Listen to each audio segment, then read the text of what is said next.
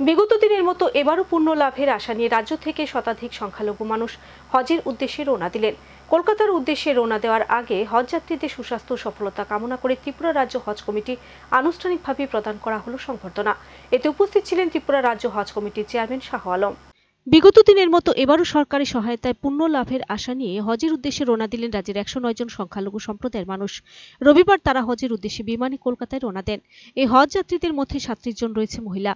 তবে তাদের সহায়তার জন্য এবারই প্রথমবারের মতো একজন সরকারি কর্মচারী হজের উদ্দেশ্যে গেলেন এদিন। রবিবার আগরতলা ত্যাগ করার আগে হজ ভবনে হজ যাত্রীদের আনুষ্ঠানিকভাবে সুস্বাস্থ্য ও সাফল্য কামনা জানিয়ে সংবর্ধনা প্রদান করেন ত্রিপুরা রাজ্য হজ কমিটি।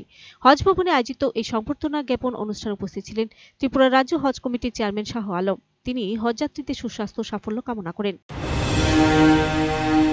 আজকে আগরতলা হজ ভবনে আমরা বর্তমানে অবস্থান করছি।